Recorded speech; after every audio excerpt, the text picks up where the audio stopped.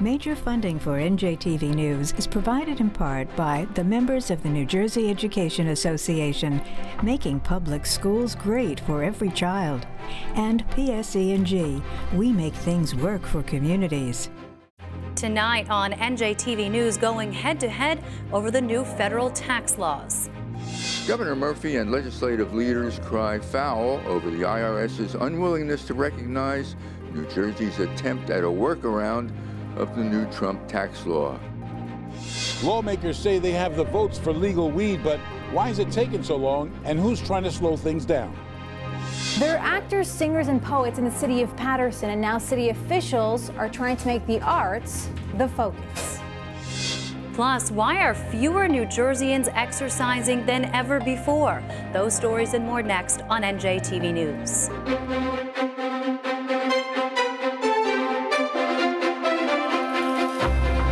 Live from the Agnes Varis NJTV studio at 2 Gateway Center in Newark, this is NJTV News with Mary Alice Williams. Hello, thanks for joining us. I'm Brianna Venozzi. Mary Alice Williams is off today. The state is preparing to take on the IRS after the Trump administration Thursday blocked New Jersey's efforts to sidestep a new limit on certain tax deductions. So what's their next move? Chief Political Correspondent Michael Aaron reports. In the Trump tax law is a provision that caps the state and local tax deduction, known as SALT, at $10,000.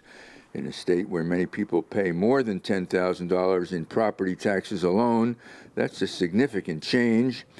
In May, Governor Murphy signed a bill that seeks to work around the SALT cap. Yesterday, the IRS shot that down. Treasury Secretary Steve Mnuchin made the announcement. Murphy today stood with Senate President Steve Sweeney and Assembly Speaker Craig Coughlin to fire back. President Trump, Treasury Secretary Mnuchin, the IRS, and the congressional Republican leadership showed that they hold New Jersey and our hardworking taxpayers in contempt. In President Trump's view, New Jersey is just an ATM to withdraw from to give money to the states which supported him. That's not tax reform, that's political payola. The bill Murphy signed allows municipalities to set up a charitable fund for people to pay taxes into. They can then take a charitable deduction up to 90% of that so-called donation. The IRS was expected to reject the idea, and it did. New Jersey residents should be respected and treated fairly. This is an attack on us. As the governor said, we send far more than we get back. This isn't fair, and we're going to fix this one way or another. Earlier this year, Attorney General Gurbir Grewal joined California and New York in suing the IRS. He claimed the SALT cap is unconstitutional because it constitutes double taxation. A dozen high-tax states have enacted or are considering workarounds like New Jersey's. The sting is felt particularly here. New Jersey will get the fifth least benefit among all 50 states from the president's tax scam. More New Jerseyans will see their taxes rise than in any other state in the nation. I share the view of the Senate President and of the governor, and I'm certain of our congressional delegation when we say that this isn't fair, it isn't right. Don't pass the rule change. Do what's best for the people of New Jersey. The Attorney General's first assistant argued that 33 other states have similar charitable funds approved by the IRS, albeit for other purposes, mainly offsetting private school tuitions. The state Republican chairman said today, Murphy must stop wasting money on frivolous lawsuits engineered to garner national headlines by pitting himself against President Trump and start solving our statewide problems. Whether it's by legislation or judicial action, Murphy said, New Jersey will fight to reverse this. With Congress in Republican hands, at least for now, the Democrats' best recourse is probably through the courts. In Trenton, I'm Michael Aaron, NJTV News. New taxes may not be enough. The state's on the hunt for hundreds of millions more. Rhonda Schaffler's here with a look at the day's business news. Rhonda. Brianna, state lawmakers are moving ahead with a ballot measure that would ask voters to decide whether the state should issue $1 billion in bonds. Those bonds would be used to fund security upgrades at New Jersey's K-12 schools, along with other upgrades at community colleges and vo-tech schools. The bill, known as Securing Our Children's Future Bond Act, is scheduled for a final vote Monday in both the Assembly and Senate. Flooding caused by rising sea levels has erased billions of dollars of property value here in New Jersey. This is according to a report from the nonprofit First Street Foundation, which measures climate change on local communities. According to the group, New Jersey's hardest hit communities include Long Beach Island with $541 million in lost value, Ocean City with $532 million lost, followed by Atlantic City, Avalon, Brigantine, and North Wildwood. More than 112,000 New Jersey properties lost value during a 12-year period, totaling $4.5 billion. The only coastal state that has lost more property value is Florida. Today, U.S. Senators Bob Menendez and Cory Booker announced that the state is receiving $2.8 billion in federal grants for coastal restoration and protection. That will be matched by nearly $2.4 billion in state funding. Meantime, representatives from FEMA this week toured 5 counties hit by flash flooding earlier this month. Some towns got up to 8 inches of rain during these storms, which caused millions of dollars worth of damage to homes and businesses. FEMA will determine whether the damage warrants federal aid. NJ Transit hasn't made much progress to meet the year-end deadline to install Positive Train Control, which is designed to slow trains and prevent crashes like the one that occurred at Hoboken Terminal 2 years ago. According to the latest report from the Federal Railroad Administration, NJ Transit has installed just 34% of the required hardware as of the end of June. In comparison, both the PASS system and Metro North have installed 94% of the needed equipment. Federal officials have warned NJ Transit is moving too slowly and doesn't qualify for an extension. On Wall Street today, stocks rallied. The Dow rose 133 points, and the other major indexes closed at new records. And those are your top business stories.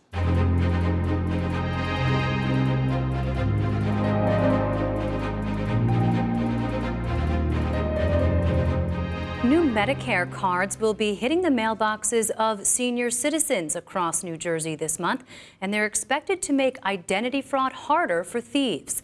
The new cards use a random identification code in place of a social security number. Several local, state, and federal representatives unveiled the cards at an event in Passaic today, reminding beneficiaries they should still be on the lookout for scams. New Jersey's poised to be the next state to legalize recreational marijuana use. At least that's what we've been hearing. Senior correspondent David Cruz reports on the on-again, off-again battle to grow the industry. Governor Murphy's election was the kind of catalyst the cannabis industry was waiting for. In the months since Murphy was sworn in, the industry has spread its wings, hosting symposia around the state and creating trade associations in anticipation of the day when weed would be legal. 7 months later, they're still waiting. There's very few industries in any sector, right? Very few industries where you can actually start up and create an economic boom right away. And cannabis will do that. Former Assemblyman Scott Rutter has been one of the people on the forefront of trying to get the legislature to move on the legal weed bill. But while his trade group has attracted thousands to informational meetings, he has had to watch as lawmakers and the governor try to get on the same page. Some of the discussions will be going on, but all this really comes down to, from an economic perspective, social equity, business opportunities, not just having a job, but actually having ownership and entrepreneurship. But critics of legalization say that the promise of economic opportunity for those most adversely affected by marijuana prohibition is being oversold.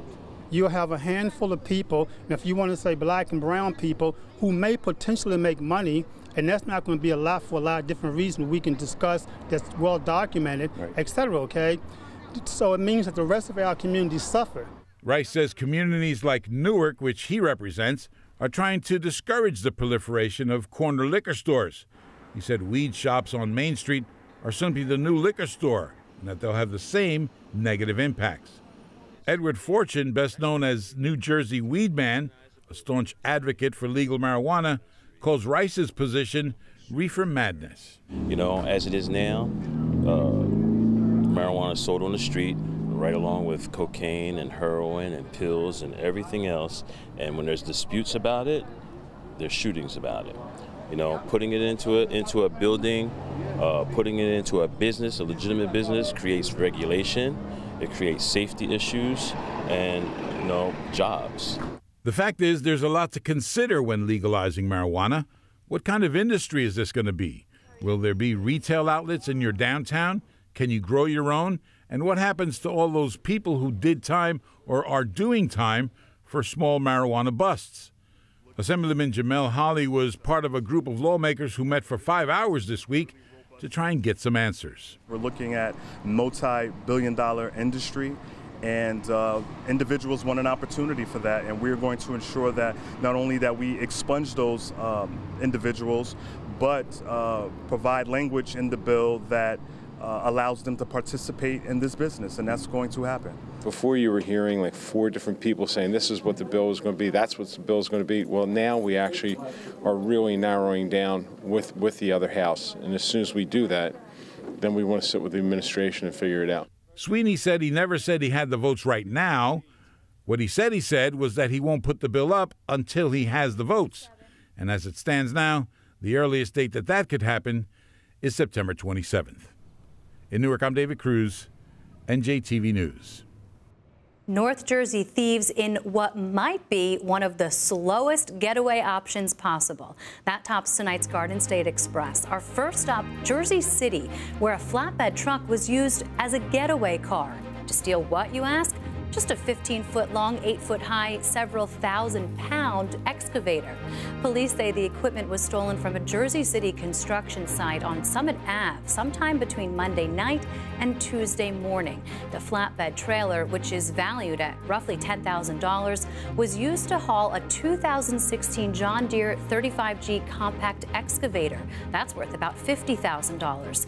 Hard to imagine these stolen vehicles will stay hidden for long, but a spokesperson for the city says there are no suspects yet, and the investigation is ongoing. Next to South Orange, another shakeup for the Catholic community. Seton Hall University is commissioning a probe to investigate allegations of sexual abuse at the school. The president of Seton Hall posted a letter to the university's website saying it's in response to recent accusations against the former Archbishop of Newark and priests who may be involved with 2 of the school's seminaries. The Catholic News Agency recently reported a priest was removed from the college seminary at St. Andrew's Hall after allegedly hiding a camera in the room of another young priest. Newark law firm Gibbons PC will lead the effort and commission an independent review. Finally, Margate, a push to bring back one of the oldest Jersey Shore boardwalks. Most people probably don't remember the original. It was wiped out in a 1944 hurricane. Well, a group of residents say it's about time to rebuild. They're planning a rally this weekend to collect signatures to put the issue on the ballot as a referendum this fall. But this one won't be anything like that of neighboring Atlantic City or even Wildwood. Right now, plans resemble the non-commercial boardwalk in neighboring Ventnor, with plans to feature a Margate icon. We're talking, of course, about the 6-story wooden tin, nearly 140-year-old Lucy the Elephant. And that's our Garden State Express for Friday, August 24th, 2018. Something up in your neighborhood? Tip us off.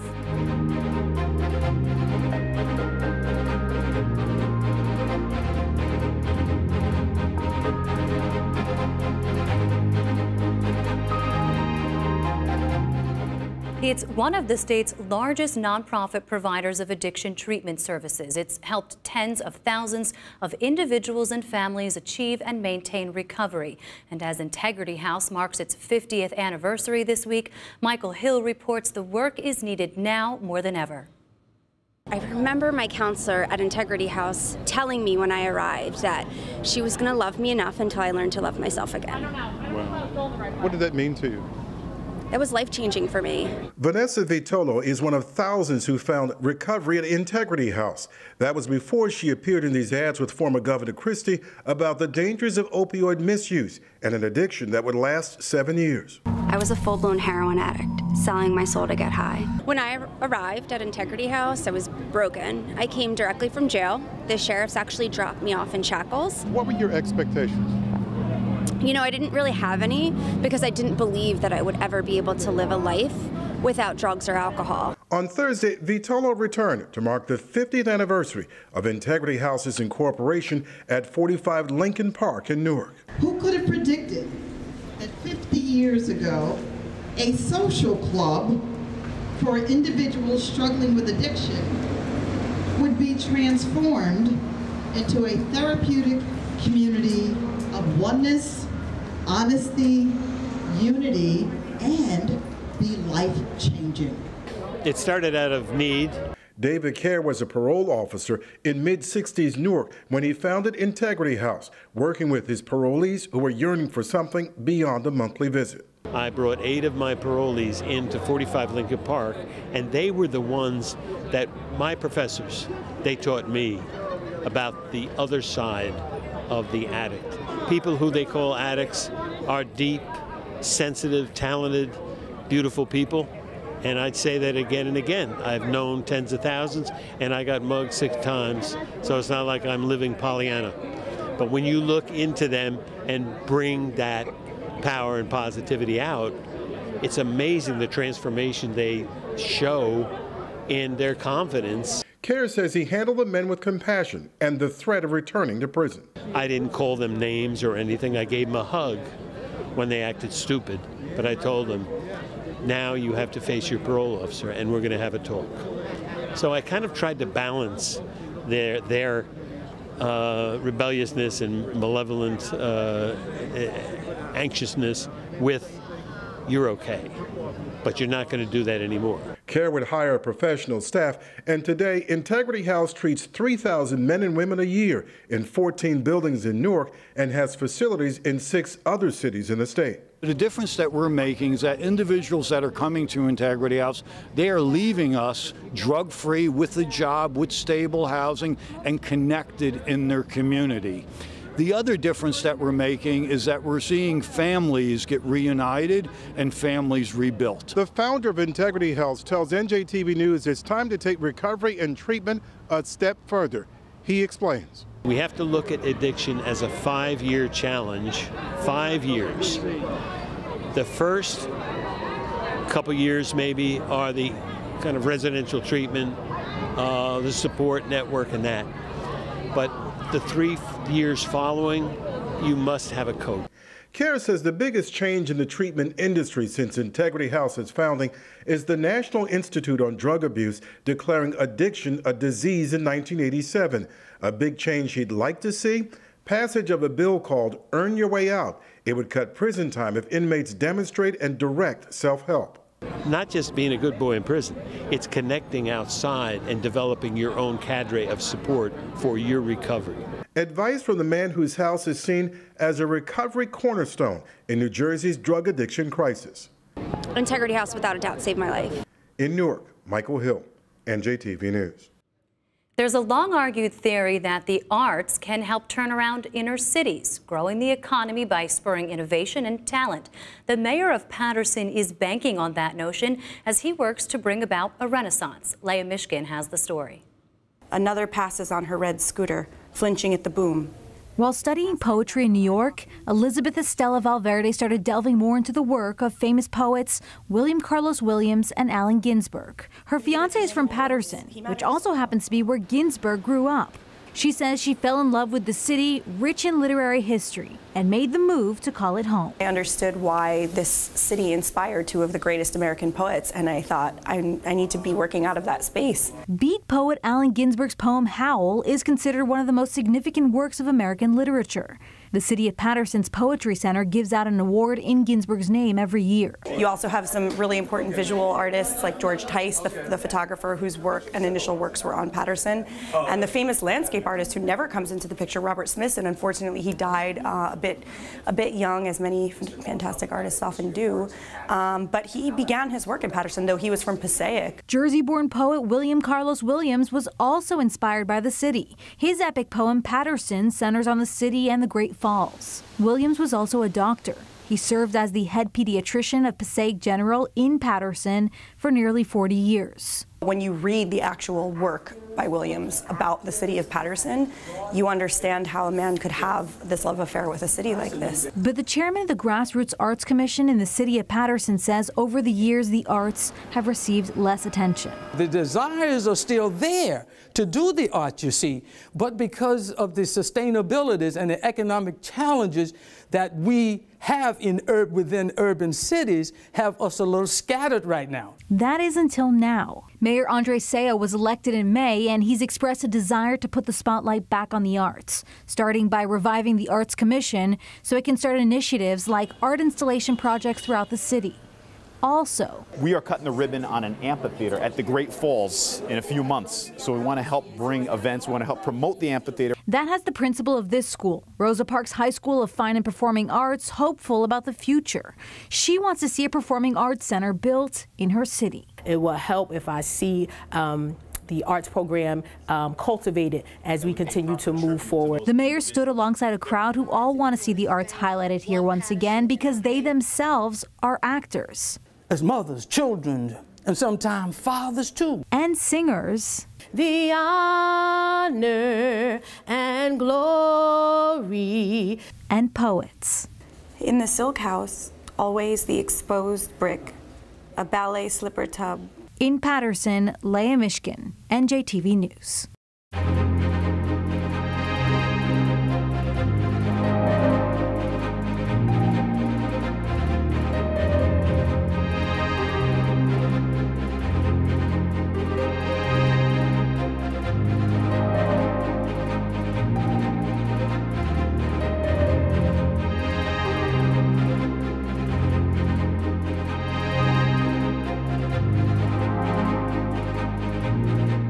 Here's a thought heading into your weekend plans.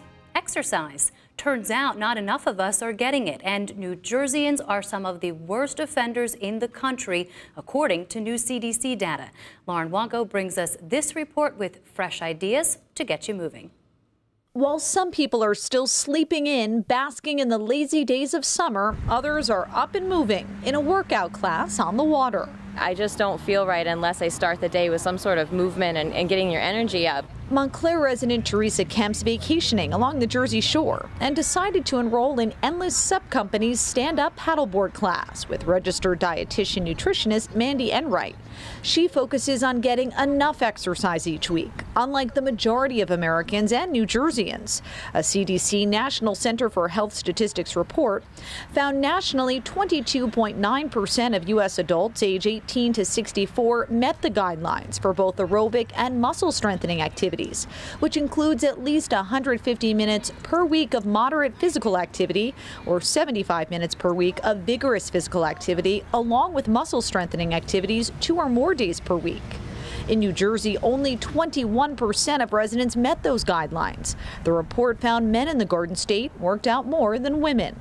I think overall it's very surprising that Americans are not meeting their exercise needs, especially because it is something that is so low cost that is part of your daily lifestyle and overall well-being. Mandy thinks some people avoid exercise because they want to avoid the gym membership fee. If that's the case, she encourages clients to go for a walk or run around town or follow workout routines on the internet. As to her thoughts on why the Garden State ranks below the national average. We're a big state of commuters. We go to New York, we drive all over the state, some of us go to Philadelphia, and that is a lot of time in the car, and when we're sitting, that is time we're not moving. That was once part of Mandy's life. The former advertising executive commuted to New York City for nearly 10 years and became fed up with her lack of movement. So she switched careers and now focuses largely on corporate wellness work. Companies overall need to create much more of a wellness environment and communities. I think we're in this culture where we work really hard and we feel badly or guilty if we're taking any time for ourselves. I'd like to tell my folks, if you're not taking time for yourself, and you're not healthy, you are not going to be good to anybody overall. The dietitian's tips, aside from taking care of yourself? Make some what I call creative movement into your day. So get up and move. Don't keep a trash can at your desk. put the trash can away, so you have to get up and go to it. Use your times when you have to go to the restroom to maybe do a couple of laps around your office or go up and down the stairs a few times to just get a little bit of movement in. And then also I always recommend to try and keep some snacks on hand so that way you're not starving or we're not hitting up the vending machine. And find a form of exercise that doesn't feel like a painful task. Spring Lake resident Lisa Ann Miller says she stopped running because she just wasn't enjoying it.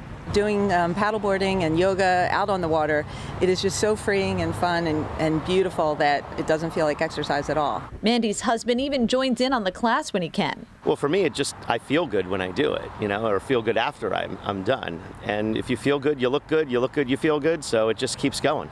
On the Shark River, I'm Lauren Wonko, NJTV News. Now some noteworthy facts that help you know Jersey. New Jersey Transit says it's completed 47% of positive train control projects as of August 17th. The state is the third biggest beneficiary of that SALT deduction according to the Tax Foundation. The Jersey zip code with the biggest property value decline due to coastal flooding is Beach Haven's 08008. Howl poet Allen Ginsberg was brought up in Paterson, New Jersey. If there's someone who you'd like to get to know Jersey, use hashtag KnowJersey. To share any story you've seen tonight, go to njtvnews.org. I'm Brianna Venozzi. Enjoy your weekend.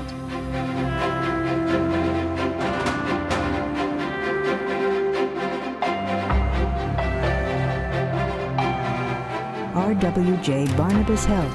Let's be healthy together.